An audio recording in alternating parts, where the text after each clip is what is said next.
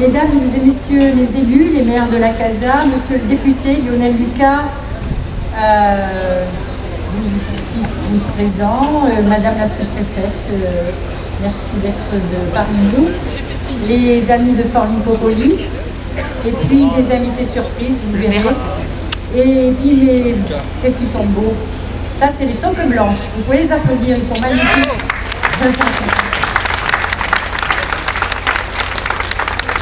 Et parmi nous aussi, il y a les élèves du Sud-Est Escoffier, il y a les représentants du club Prosper Montagnier, il y a l'Académie nationale de cuisine, il y a énormément d'associations culinaires et je les remercie d'être tous présents.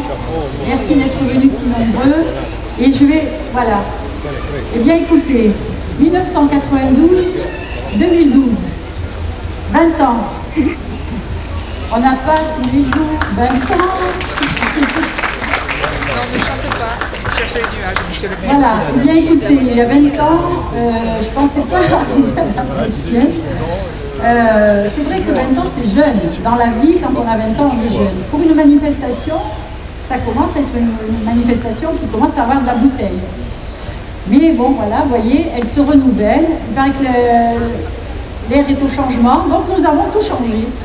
Voilà, on a renouvelé un petit peu les fêtes gourmandes, on leur a donné un petit coup de peps, un petit coup de jeune. J'espère que ça vous plaît. Est-ce que ça vous plaît? Ah oui, tout à fait. Voilà, ben ça me fait plaisir, parce que je peux vous dire qu'il a fallu travailler. Bon, alors voilà, pourquoi les fêtes gourmandes? Alors très vite, pourquoi il y a les fêtes gourmandes à Villeneuve-Loubet? Ben, tout simplement parce que c'est la ville natale d'Auguste Escoffier. Escoffier, né en 1846, mort en 1935. Vous voyez qu'à son époque, il a une longue vie. Et c'est un homme qui c'est votre patrimoine, il fait partie de votre patrimoine. Et l'idée au départ était de vous faire mieux connaître ce patrimoine qui est Auguste Escoffier, qui est hors du commun. Et pour ceux qui ne se sont jamais intéressés à Auguste Escoffier, je les y invite et vous verrez que c'était un homme exceptionnel. C'est un homme extrêmement moderne, un humaniste, un visionnaire, un grand cuisinier, un écrivain. Écoutez, il a beaucoup voyagé, il était très en avance sur son temps et il avait vu à l'avance ce que serait la cuisine aujourd'hui. Il l'avait dit et ça s'est passé comme il l'avait dit. Donc quand même, vous voyez l'époque où il n'était pas à l'époque des médias. Il a malgré ça été connu dans le monde entier, adulé par les plus grands de ce monde. Et voilà, on peut être fier de notre patrimoine Auguste Escoffier. Les disciples sont dans le monde entier des milliers.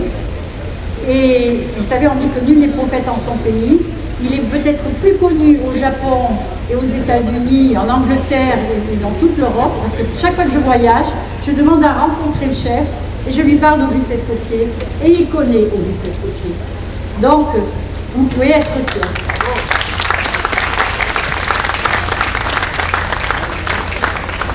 Alors, comme on m'a donné un temps très court, j'ai un timing très limité, il y avait encore plein de choses que je voulais vous dire, mais